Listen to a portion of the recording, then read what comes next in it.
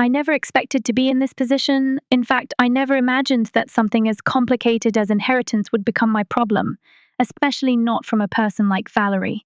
Valerie was my neighbor and a close friend for years, and I had no idea how much her death would alter the course of my life. I moved into my condo in 2018, just a few floors away from Valerie's.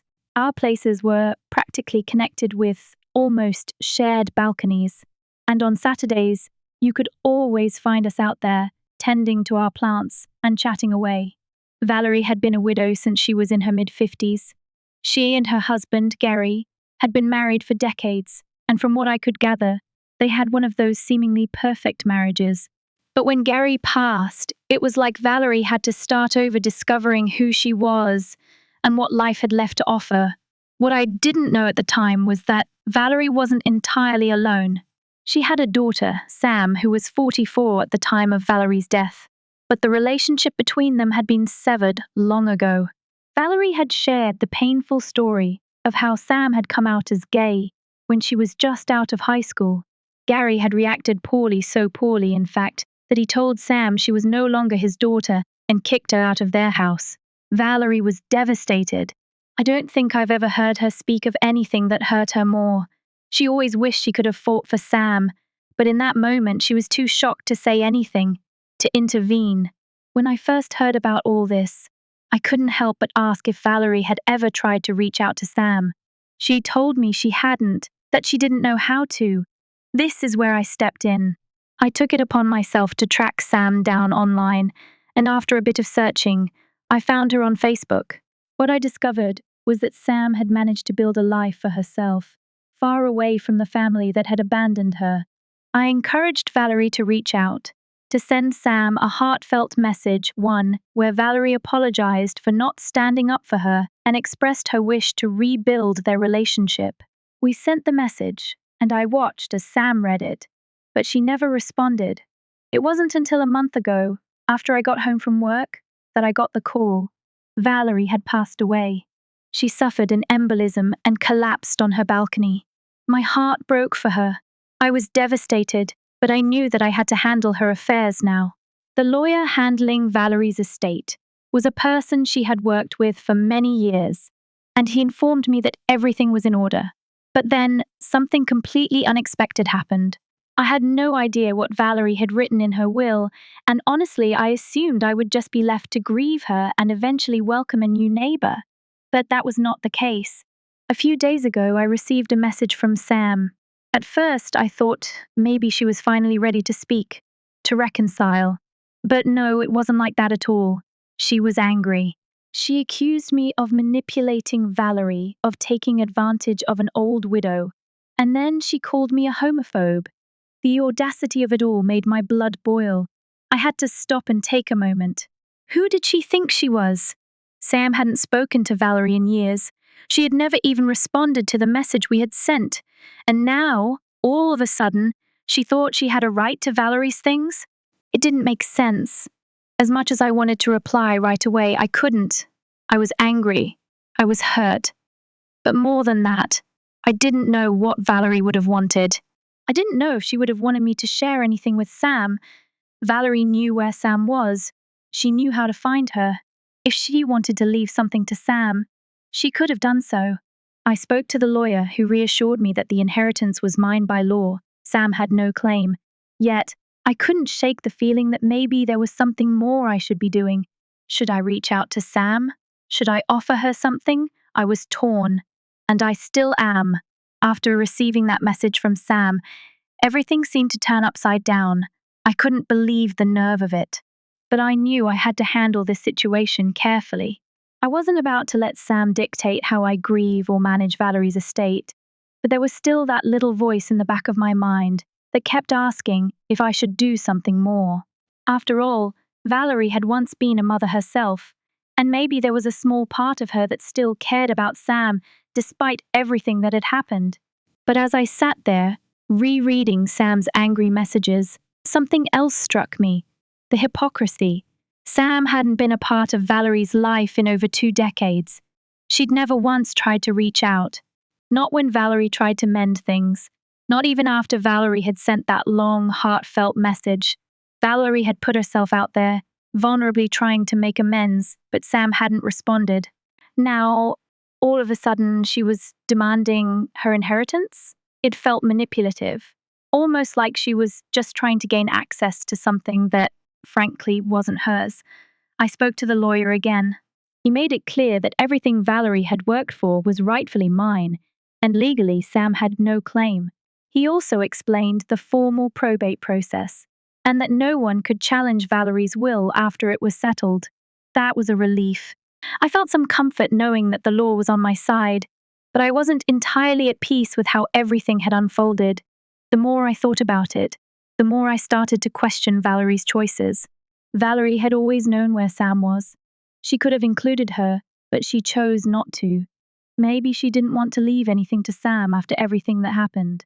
After all, it wasn't like Sam had been there for Valerie in her final years. If Valerie had truly wanted Sam to have something, wouldn't she have made it clear in her will?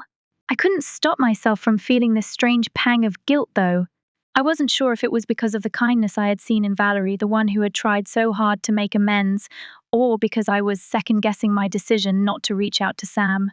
I was stuck in this limbo of what if. I hadn't responded to Sam's message yet, and I wasn't sure if I ever would.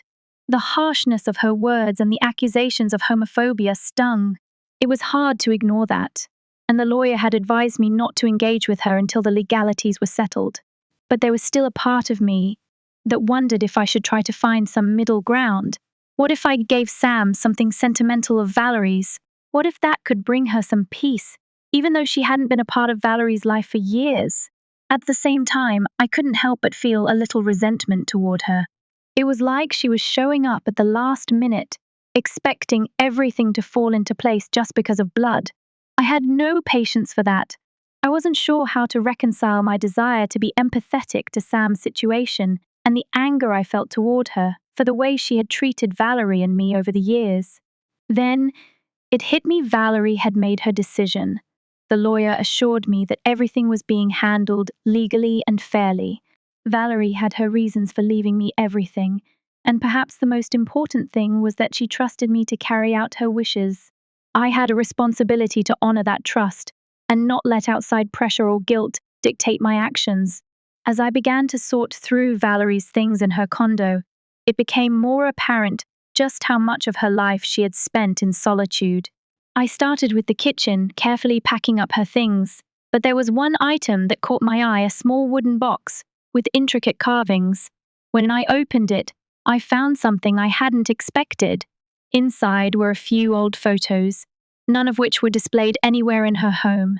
There were no pictures of Sam, no photos of Gary, not even a wedding picture. It was as if those parts of her life had been erased. I sat on the floor for a long time, holding the box in my hands. It made me feel a little sad, a little helpless. Was Valerie simply trying to protect herself from the hurt of losing Sam, or had she truly given up on her daughter? The more I thought about it, the more I realized that maybe Valerie's heart had been broken long ago, and in some ways, she had never fully healed. I couldn't help but wonder if I was the only person she had left who could give her some kind of closure. Maybe that was why she had trusted me with everything. Maybe she knew that, even though Sam was her daughter, I was the one who understood her. The next morning, as I continued to go through Valerie's belongings, I found something else, a letter.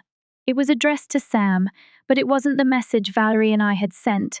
This one was older, written in Valerie's distinct handwriting, but the words were raw, filled with regret. She wrote about how much she missed Sam, how she had never stopped loving her, and how she wished she had done things differently. It wasn't a letter that Valerie had sent, but it was clear that she had poured her heart into it, and then tucked it away. I couldn't help but feel a deep sympathy for Valerie. She had carried that pain with her for years, and I was the one who had been there when she finally tried to make things right. The guilt I felt earlier started to dissolve as I realized something important. I wasn't the one who had torn this family apart. Valerie's choices had been hers to make, and she had done what she thought was best at the time. What I had done was simply be there for her when she needed someone. I wasn't going to respond to Sam right away. I wasn't sure what I could say that would help. Instead, I took Valerie's letter, along with the photos I found, and tucked them in a box. Maybe one day, if Sam wanted them, I would pass them along. But for now, I needed to focus on what Valerie had left behind and the life she had lived before she passed. I owed it to her, and I owed it to myself, to make sure that her wishes were honored. It's funny how grief works. One minute, you're overwhelmed with sorrow, and the next, you're so focused on managing the aftermath that you don't even have time to think about the person you've lost. I spent days sorting through Valerie's condo, a task I had never imagined doing. There was so much of her in that space, the plants we'd tended to together, the old books on the shelves, the little trinkets she had collected over the years. Everything felt so personal, yet so empty now that she was gone. I kept finding myself wondering about Sam. Why hadn't she responded to Valerie's message? Why didn't she want to be a part of her mother's life, even in her last years? I wasn't the one who had been estranged from Valerie, but I found myself feeling like a part of me had been left behind with her death. I had come to care for Valerie deeply. She wasn't just my neighbor, she was a friend, a confidant, and someone who had welcomed me into her life without hesitation. I didn't know what to make of the situation with Sam, and it left me emotionally exhausted. A few days later, I received another message from Sam. This one was less hostile, more pleading. She asked me to reconsider my stance and give her some of Valerie's belongings, especially anything sentimental. I could sense her desperation, but I was still furious. How could she expect me to just hand things over? She hadn't been there for Valerie when it mattered. She hadn't even given her the time of day after Valerie had reached out. And now she was trying to guilt-trip me into giving up what Valerie had left behind. I wasn't sure how to handle it. I thought back to what the lawyer had told me about the will, about how everything was being handled legally, and how there was no room for contesting Valerie's wishes. I knew that legally Sam had no claim to the inheritance. Still, the whole situation felt so complicated, especially with her emotional manipulation weighing on me. I was stuck in this tug of war between the law and my emotions. I didn't want to act out of spite, but I also didn't want to feel pressured into making decisions that Valerie would never have wanted. The truth was, I didn't know what Valerie would have wanted in this situation. Would she have wanted me to give Sam anything at all? Would she have been okay with Sam having some of her things, even after everything that had happened? I decided to reach out to the lawyer again to get his perspective on what I should do. He reassured me that I was within my rights to keep the inheritance. Sam had no legal claim, especially with how the will was structured. But he also advised me to be cautious in how I handled the communication with her. He suggested that I not engage with her emotionally, as that could lead to further complications. It was tempting to give in to the desire to just ignore Sam completely, but I knew that wasn't the best approach. As I sat down to consider my next steps, I realized something important. I wasn't the one who had to make things right with Sam. That was Valerie's responsibility, not mine. I had done what I could to honor Valerie's wishes, to reach out to Sam and try to facilitate some kind of reconciliation, but I couldn't force Sam to accept that. I couldn't make her understand that Valerie's love for her had never wavered, even if she hadn't been able to show it in the way Sam wanted. After a long day of reflecting on all of this, I made the decision to send Sam one last message. I told her that I understood how much pain she was in and that I empathized with her situation. But I also told her that Valerie had made her choices, and those choices were being respected. I wouldn't be giving up any of Valerie's belongings unless they were clearly left to Sam in the will, and even then, I would be consulting with the lawyer first. I ended the message by saying that while I could offer her the opportunity to go through some of Valerie's things if she wanted, I wasn't going to be pressured into doing anything else. I hit send, feeling a mix of relief and sadness. I had taken the high road, but I wasn't sure if it would be enough. Sam was still angry, still upset, but at least I had said my piece. I wasn't going to feel guilty for honoring Valerie's memory the way she wanted, no matter how much Sam tried to twist the situation. Days turned into weeks, and I didn't hear from Sam again. The silence was deafening. I couldn't help but wonder if she would ever reach out to me again, or if this was the end of the line. I continued to sort through Valerie's belongings, making sure everything was being properly handled. There was something cathartic about going through her things, taking care of what she had left behind, and yet there was still that lingering feeling of unease, like I was somehow not doing enough. Then, just when I thought the storm had passed, I received another message from Sam. This one was more subdued, less demanding. She thanked me for the opportunity to go through Valerie's things, but she also mentioned how difficult it had been to face the reality of their estrangement.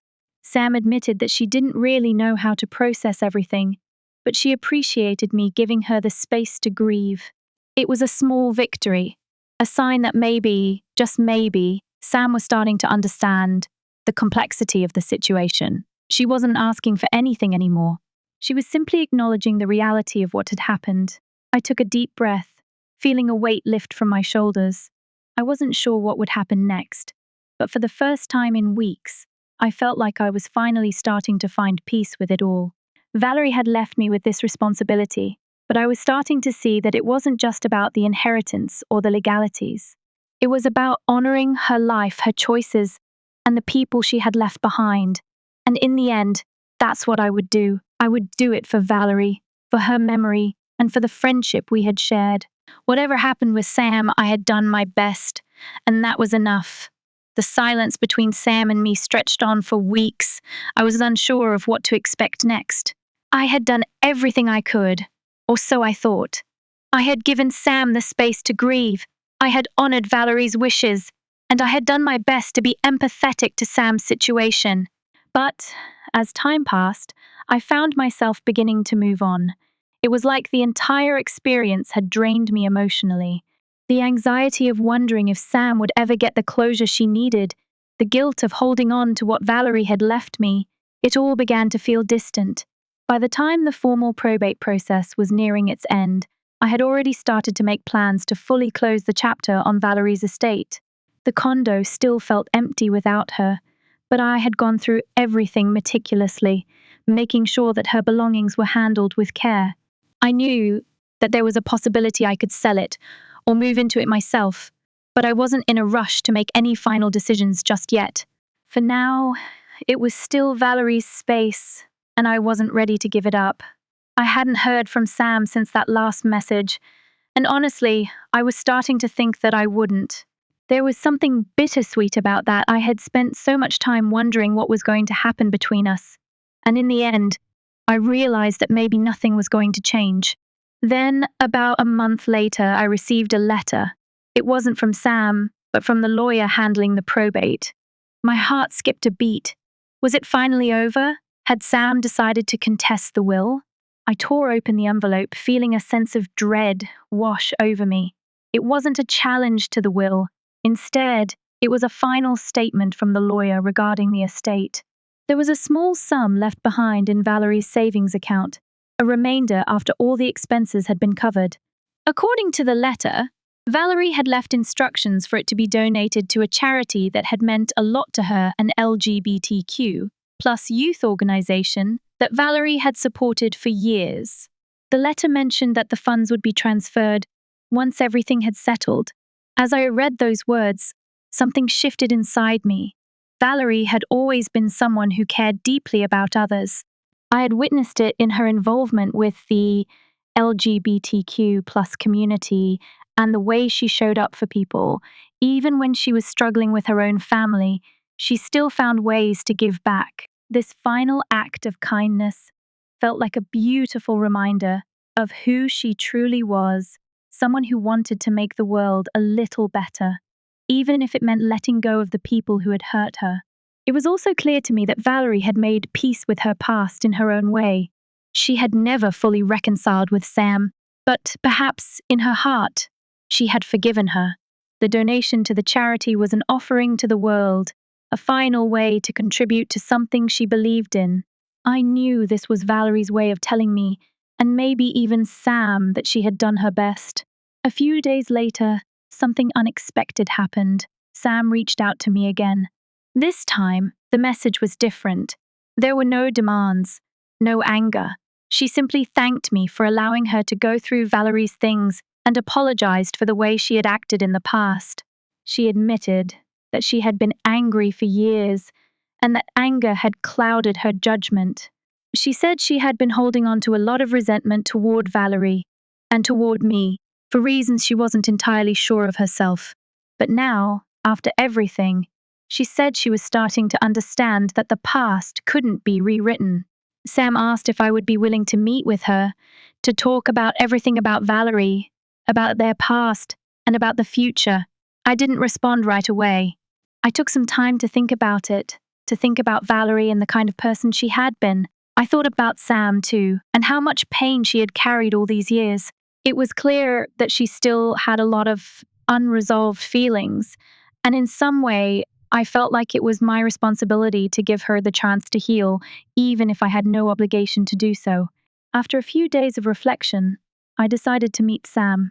We arranged to meet at a quiet cafe, one I knew Valerie had loved.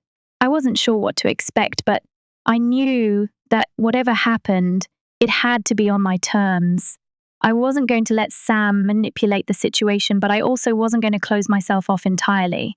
When I saw Sam, I almost didn't recognize her.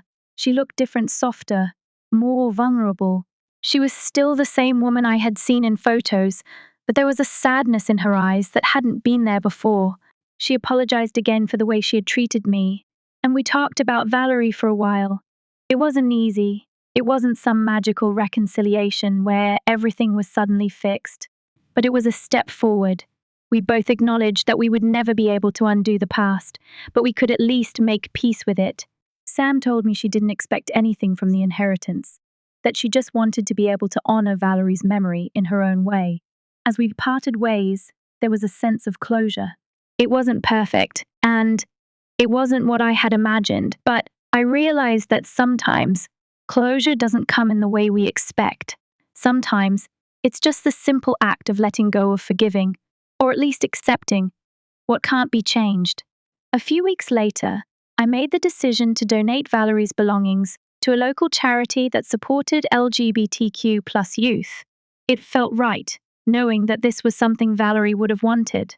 It was a small way to carry on her legacy, to honor her final wishes.